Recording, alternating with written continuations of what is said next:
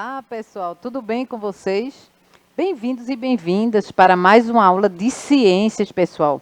Sou a professora Cláudia Andrade Albuquerque, este é o meu sinal e vamos hoje começar a nossa aula sobre o fluxo de energia nos ecossistemas. Então, prestem bastante atenção, peguem seus lápis, caderno, vão anotando, tirando dúvidas. Qualquer coisa, interage conosco aqui. Nós já estamos aqui com o chat. Fiquem bastante atentos. Chamem mais coleguinhas, divulguem as nossas aulas para que vocês possam assistir essas aulas em tempo hábil e poder interagir conosco, tá certo? Eu conto com vocês.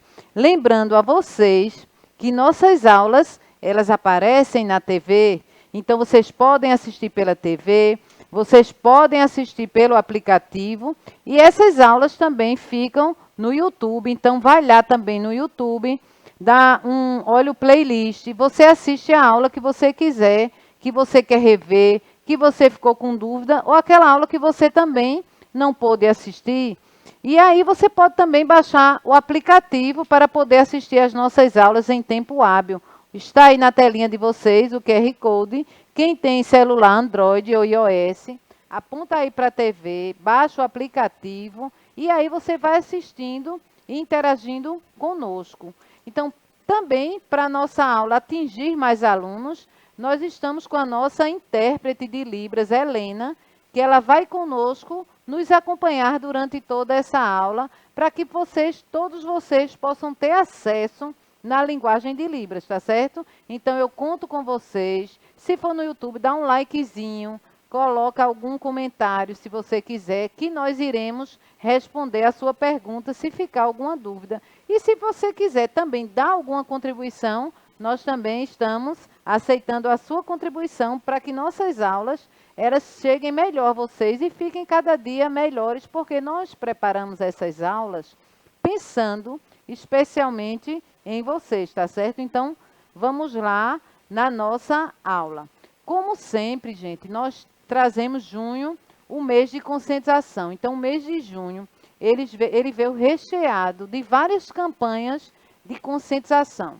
Mas hoje nós vamos dar ênfase na questão dos fogos de artifício, né? Evitar soltar fogos, porque esses fogos, eles podem causar mal a uma série de pessoas e a nós mesmos. Nós trazemos os nossos vizinhos, às vezes nós temos vizinhos idosos, vizinhos com crianças, não é? Crianças que são autistas, crianças que não são autistas e têm muito medo de fogo. Os pets também, que também sofrem muito nessa época. E também vocês, a questão de queimaduras, o cuidado com fogueira e o cuidado também com fogos. Não é isso, professora Isabel? É sim, professora Cláudia. Eu acho que esse período aqui é um período de festa junina, que a gente vai ter que procurar outra coisa para se divertir e dizer não aos fogos. Né? A questão de queimados, a maioria daí são jovens, não é a questão de ser mutilado, porque atinge principalmente os membros superiores, as mãos. É um caso muito sério, não é, Cláudia? Professora Isabel. Ontem eu estava num local, estavam soltando muito fogos, vinha uma criança com a mãe, e ele estava tapando o ouvido mesmo, para não ouvir, ele tremia, e eu cheguei junto dele para conversar, para que ele pudesse. Eu disse, não, rapaz, não faz mal não, mas aí tu vai andando por aqui, te livra dos fogos. Então, isso aí afeta muito crianças, idosos, pessoas que estão acamadas, e a questão da amputação também, não é, professora? A questão dos queimados, e aí quando a gente vê, existem pessoas que o grau é tão alto, que eles vão precisar de transfusão de sangue, e nós estamos com os nossos estoques também baixo. Então, uma coisa vai interferindo na outra. Então, você perde principalmente os membros superiores. Então, vamos ficar ligados, pessoal, nessa nossa campanha, nessa conscientização, tá certo? Espero que vocês possam aderir a essa campanha nossa. E aqui trazendo o que foi que nós vimos na nossa aula passada, né? Nós trabalhamos os ciclos da matéria, nós vimos os problemas ambientais no desequilíbrio do ecossistema, né, os problemas que realmente causam o desequilíbrio do nosso ecossistema, os fatores necessários para que ocorra o ciclo da matéria. Nós vimos que depende de uma série de conjuntos, né, principalmente os fatores abióticos, que eles vão interferir realmente para que ocorra o ciclo da matéria. Nós vimos também a classificação, não é, do ciclo da matéria. Nós vimos os principais ciclos, como o ciclo do carbono, do oxigênio, ciclo do nitrogênio, e vimos também toda a sua importância para todo o nosso ecossistema se manter em equilíbrio e a questão dos fatores que ocorrem e que ajudam para que esse ciclo aconteça. Espero que vocês tenham assimilado e quem não assistiu a nossa aula, vai lá no YouTube que ele vai estar disponível. E revendo aqui o que é realmente o ciclo da matéria e os ciclos biogeoquímicos. Então, são processos pelos quais os organismos, eles retiram alimentos, elementos químicos ou compostos da natureza para serem utilizados por eles. E depois, eles devolvem esses elementos ao meio ambiente. Então, é todo um ciclo que acontece, não é? São processos. Esses processos, esses organismos, eles retiram esses elementos químicos e também eles depois, eles devolvem ao ambiente. Então, acontece todo um ciclo, é absorvido, depois é devolvido. Então, é isso que se chama ciclo da matéria, também conhecido como os ciclos biogeoquímicos. E também nós vimos os principais ciclos biogeoquímicos, que foi ciclo do carbono, a importância do gás carbônico, não é, no ar atmosférico para realmente os vegetais, né, os produtores, absorver esse oxigênio, esse gás carbônico e transformar em oxigênio. Vimos o ciclo do oxigênio, que é importante para a nossa respiração, é importante para os vegetais, os seres produtores. Vimos também o ciclo do nitrogênio, que é importante do solo. E também falamos rapidamente no ciclo da água, porque em outros anos vocês já viram com bem detalhe o ciclo da água no ecossistema. E agora uma perguntinha para vocês ficarem imaginando, e no final da nossa aula eu acho que vocês vão ter a resposta dessa perguntinha que eu trago para vocês. O que aconteceria se todas as plantas do planeta Terra desaparecessem? O que é que vocês acham? Pensem aí direitinho, o que aconteceria, como seria o nosso planeta sem a vegetação, o que será, como seríamos se não tivéssemos esses vegetais no nosso planeta. Então, tem várias pessoas aí pensando, né? Eu trouxe aí a imagem para vocês. Imagina a cor da imagem se a gente não tivesse realmente uma plantinha no nosso planeta. Como seria? Como seria para a sobrevivência nossa? Então, o nosso tema, o fluxo de energia nos ecossistemas. Como é que os animais, os seres vivos, eles absorvem essa energia no nosso ecossistema para que ele mantenha-se em equilíbrio. Então, os ecossistemas, eles são sistemas abertos e eles são caracterizados pelas entradas e saídas de energia. Então, é aquilo que eu disse a vocês, o fluxo de energia, ele está interligado com o ciclo da matéria, com as cadeias alimentares, com as teias alimentares. Então, acontece esse fluxo com entradas e saídas de energia. Então, essa troca toda de devolução ao ambiente dessa energia e essa entrada, essa assimilação de energia, é realmente o fluxo de energia que acontece diariamente no nosso ecossistema. E é muito importante que mantenhamos em equilíbrio esse fluxo de energia, que nada atrapalhe esse fluxo de energia que acontece diariamente. Mas para que o fluxo de energia aconteça, existe um fator principal, que é o Sol, né? O Sol, a principal fonte de energia no nosso planeta. É onde vamos absorver essa energia todinha que vem do Sol para que o fluxo aconteça. Então, ele fornece energia para os organismos fotossintetizantes, que são os seres produtores, que realizam fotossíntese, como algas e vegetais, e essa energia ela fica armazenada na forma de energia química. Então, o Sol ele começa, não é, a trazer essa energia, os seres produtores começam a absorver essa energia e vai começando a acontecer o ciclo de energia, esse fluxo de energia no nosso ambiente, no nosso ecossistema. E por isso é importante a presença dos vegetais, dos seres fotossintetizantes, que eles vão absorver essa energia, não é? Vai ocorrer a transformação e assim essa energia vai fluir, esse fluxo vai acontecer com entradas e saídas. Mas o que é realmente o fluxo de energia? Como ele é definido realmente, não é? Então, o fluxo de energia ele é definido como a quantidade de energia que flui entre os organismos de uma comunidade biológica. Então, essa energia, nós vimos em aula anterior que essa energia ela é passada de um ser para outro. E vamos confirmar aqui essa passagem, essa troca de energia, não é? Um vai pegando a energia do outro. Quanto mais próximo do vegetal, mais energia aquele ser vai absorver. Porque uma parte dessa energia nós usamos para fazer as nossas atividades, né? A respiração, a digestão. Então, muita coisa é utilizada, a respiração celular. Então, muita parte dessa energia, ela é absorvida e outra parte, ela é eliminada. E o ser vai absorver uma parte só. E assim passando durante toda a cadeia alimentar. Para que isso aconteça, nós precisamos dos seres produtores, né? Os seres produtores, eles são considerados a porta de entrada para que a energia possa fluir para as cadeias e teias alimentares. Então, nessa imagem que vocês estão vendo aí, né, os seres produtores como o vegetal, né? Ele é a porta de entrada. Por que a porta de entrada?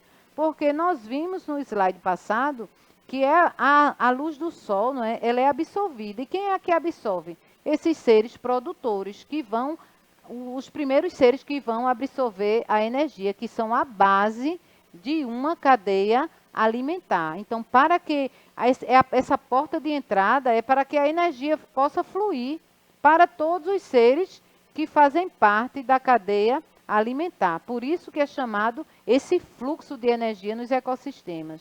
E aí, como base, os seres produtores, a porta de entrada da energia. Então, o sol vem e os seres produtores, eles começam a absorver a energia do sol nesse processo de fotossíntese e depois, aquele ser que se alimenta do vegetal, ele já vai ser aquele ser que já vai absorver uma parte dessa energia. Então, daí nós vemos a importância dos vegetais, dos seres produtores. Imagina se a gente não tivesse um ser produtor para que a energia pudesse fluir. Então, não teria quem absorvesse realmente essa energia que vai possibilitar o fluxo de energia em todo o nosso ecossistema. Vão anotando aí, pessoal, eu sei que vocês estão bastante atentos. E aí nós temos aqui que os seres fotossintetizantes, como plantas e algas, né, eles estabelecem a base principal para todos os ecossistemas que recebem luz. Então, vegetais, plantas e algas, né, eles são a base realmente, e essa base para que todos os ecossistemas recebam luz. Então, todos esses ecossistemas possam receber a presença de luz, a energia que essa luz vai trazer. Então, quando nós observamos alguns vegetais, algumas plantas, que nós deixamos elas sem luz durante muito tempo, então, às vezes, ela morre. Você bota água, bota tudo e diz, não sei porque minha planta está morrendo. Então, porque ela não absorveu a quantidade de luz para que ela pudesse realizar a fotossíntese. Então, aí, realmente, quando acontece isso, a cadeia alimentar ela é quebrada, realmente ocorre um desequilíbrio no nosso ambiente. Então, imaginem só faltando a energia solar. Então, por isso, quando temos uma plantinha em casa, ela vai precisar daqueles fatores principais para que ela possa realizar a fotossíntese. Ela vai precisar de sol, ela vai precisar de água e ela vai precisar dos sais minerais do solo que ela possa absorver. Então, você tem que ter uma terra que tenha sais minerais, você tem que colocar a água de forma adequada, não encharcar, não é? E ela vai precisar da luz do sol para que ela possa realizar a fotossíntese. E aqui nós temos o que aconteceria se os seres produtores fossem removidos, não é, do nosso planeta. Então, nós, até aqui, nos slides que eu estou passando, um dos itens é que o fluxo de energia seria interrompido. Não teria um ser que armazenasse essa energia para levar para outros seres. E o que aconteceria? Os outros organismos, eles ficariam sem comida. Imagine aqueles seres que só se alimentam de vegetal. Então, ele ficaria sem comida, então ele já morreria, quebrando a cadeia alimentar. E eles morreriam deixando o nosso planeta sem vida.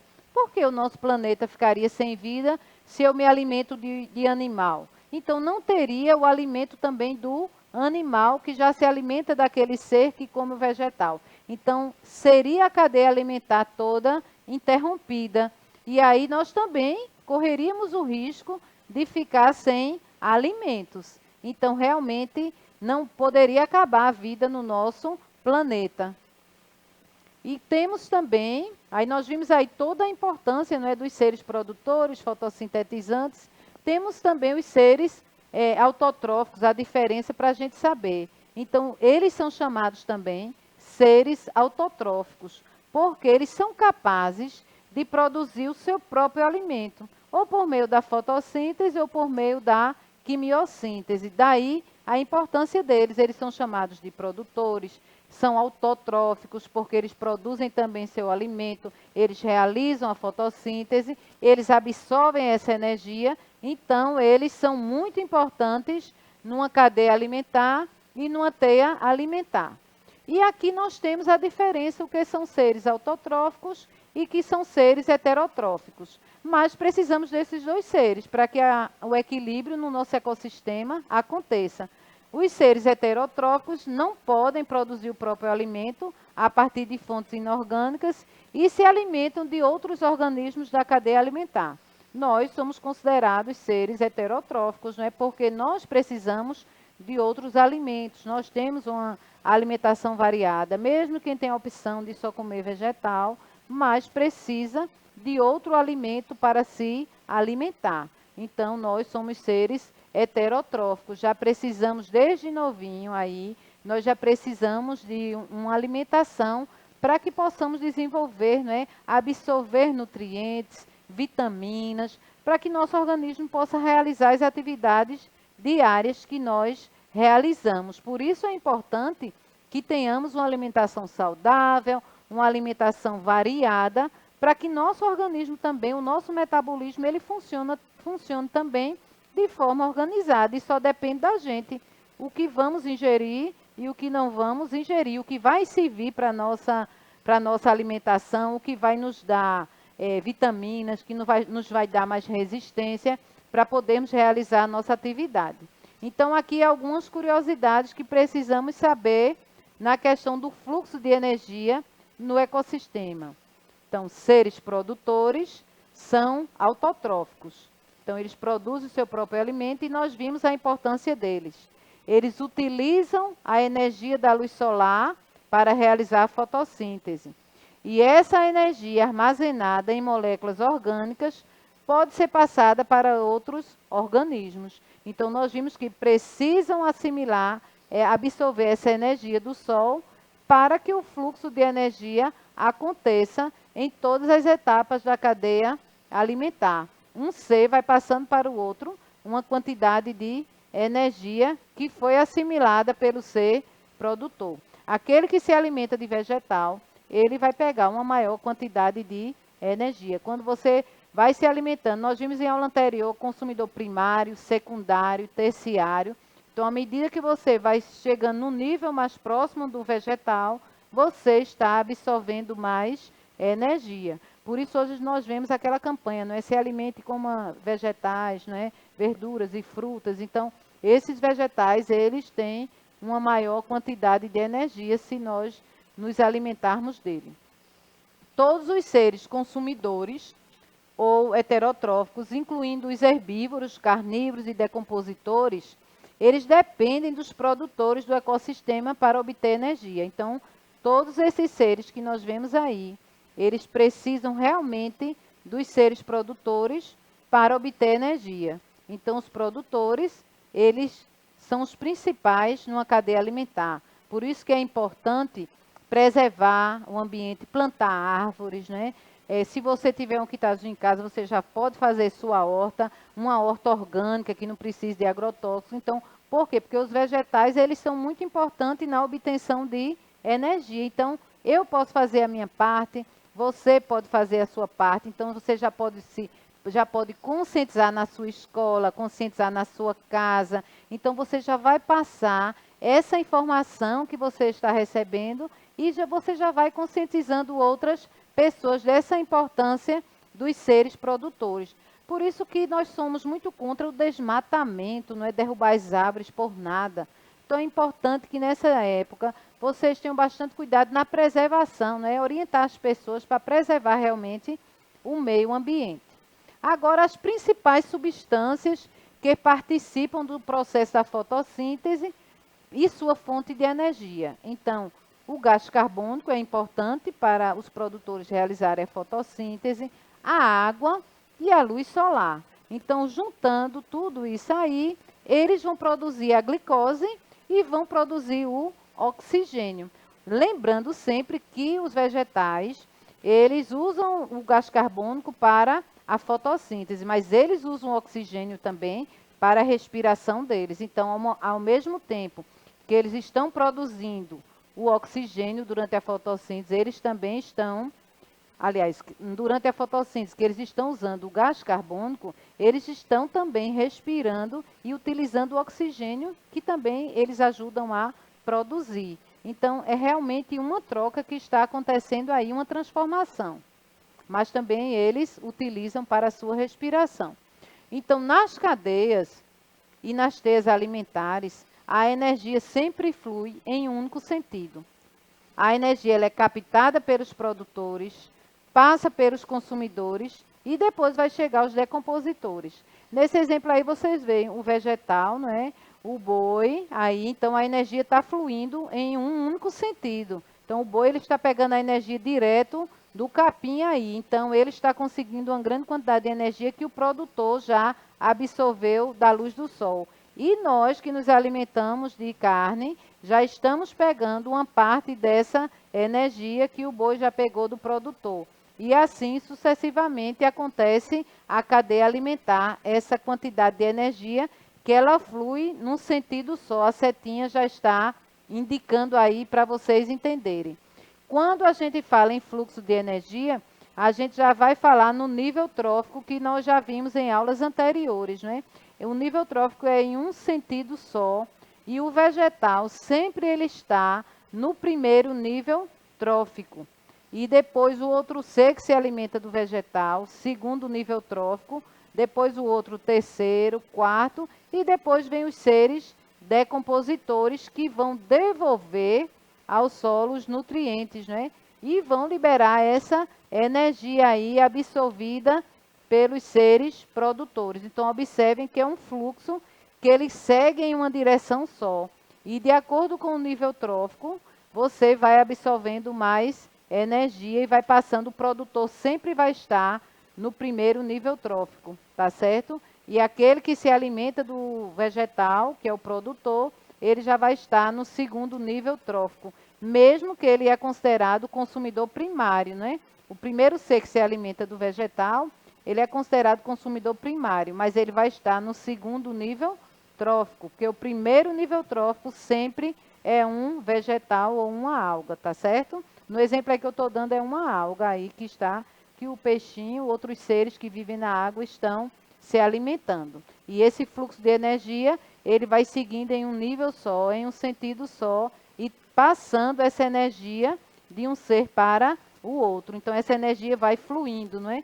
Um vai precisando do outro. Se houver alguma coisa que desequilibre isso aí, realmente vai ocorrer um desequilíbrio no nosso ecossistema. Aqui nós temos também a perda, a parte da energia, ela é perdida em cada nível trófico. Mas como assim? Então, à medida que um ser vai se alimentando daquele vegetal, então a energia vai sendo perdida. Por quê? Porque uma parte da energia ele também libera, outra parte ele armazena que vai passar para outro. Então o produtor ele sempre vai ter a energia máxima dele porque ele absorveu a energia do sol, mas também uma parte da energia dele é gasta para ele realizar a respiração celular, a questão da fotossíntese. Então, uma parte da energia é gasta e outra parte ele passa para aquele primeiro ser que se alimenta do outro. E outra parte da energia, ela vai ser liberada, vai ser devolvida. Então, ocorre realmente um fluxo de energia no nosso ecossistema. Esse fluxo ele vai sendo continuado. Agora, como é que essa energia se move através de um ecossistema?